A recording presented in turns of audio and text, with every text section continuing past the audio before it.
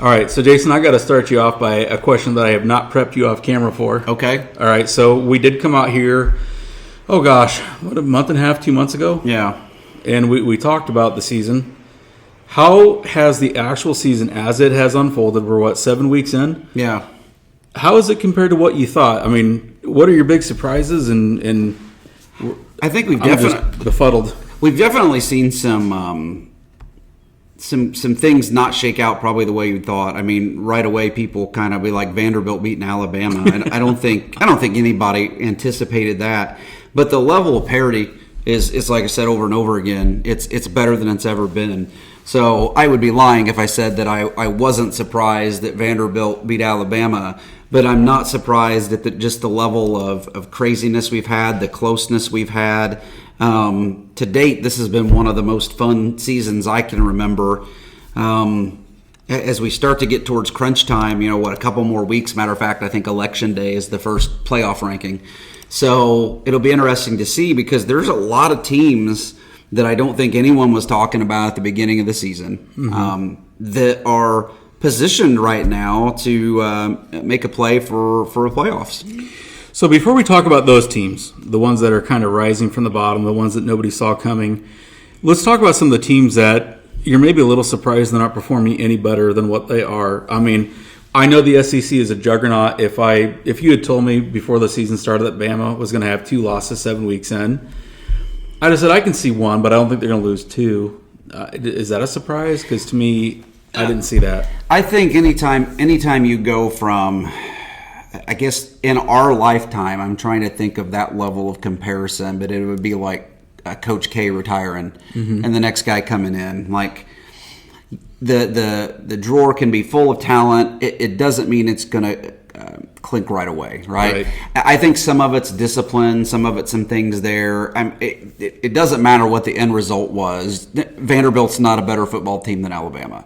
Right. But for 4 quarters one day they did. And I want to point kudos out to them for those that didn't watch the game or just read a few things. Like Vanderbilt outplayed them for 4 quarters. It wasn't luck. They controlled the game. But again, it's the old adage you hear, like if they played 10 times, Alabama's going to win the other 9. Unfortunately, they didn't that day. So again, I want to give props to them there. I think something we saw the last couple of years with some of the Saban teams in the big games were the penalties. And that's what bit them, not as bad in Vanderbilt, but definitely in the Tennessee game. So, and it was, officiating in that game was atrocious. So that's even one of those where I would go, there were probably some calls that got missed that may have hurt Alabama more than anything, but on the flip side, I'm never going to complain about that because it's not like they haven't gotten it over the years. I was going to say it all balances out over time, right? I looked at Alabama. I said at the beginning of the year, I thought 9-3 was something there, but if they went 10-2 or 11-1, I wouldn't be surprised. I didn't think their 9-3 would be a loss to Vanderbilt. Right. I didn't see that one coming. All right, so for me, and I don't follow college football like you do, but I have followed it over the years. There's 2 additional teams that really kind of surprise me. Now, you can't expect the same level of success in Michigan's case. They lose Harbaugh, they lose a system. Very much like Bama, they lose a coach, they lose a system. It's not just, they still got talent, but the system matters. So seeing Michigan dropping out of the top 25 and seeing Oklahoma drop out of the top 25, 2 perennially very strong schools. Wow, didn't see that coming. What about you? I think both of them are failing in the same area. I'm not surprised. I thought Oklahoma, at least offensively, would be a little better than they have been. You kind of thought Michigan would as well, but they just can't. I don't remember what the exact stat was, but heard something of the fact that like Michigan was underperforming behind like Kennesaw State in the passing game and stuff like that. They're just simply not able to move the ball. Their defense, I think, is still very good. Unfortunately, there's Illinois is playing good football. There are just some teams that maybe were a little better than we thought, and I think that's what's hurting Michigan some. In Oklahoma's case, I think they don't know what to do with their quarterback situation. It's funny, listening to the offseason, I don't know if it was a culture thing or whatnot, but, Brent Venables has got to be kicking himself for losing Dylan Gabriel to Oregon. And we see how that's playing out over there. I don't think there was any question on the quarterback situation, what he thought long-term was going to be it, and that's probably why Gabriel left. But it stinks for an Oklahoma team. I know a lot of OU fans, good dudes.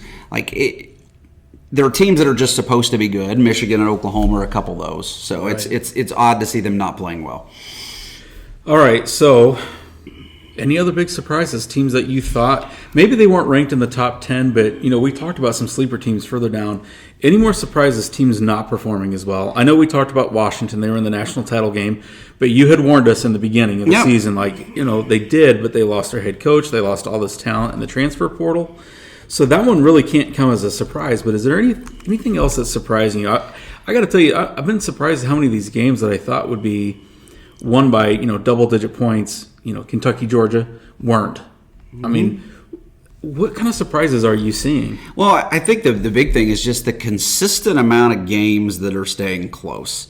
You walk around, the Big 12 has been a very interesting conference to watch play this year because it just seems like they have a whole bunch of teams that are real close to one another. I don't know that the conference is very good, but they've got a bunch of I would say above average teams. It's been fun watching them play. I think Clemson's another team for me that after that week 1 game against Georgia and then the week 2 game that was kind of blah, and now they've turned it on. So there's some teams like that after the second week I thought, oh man, what's going on? And they've kind of righted the ship.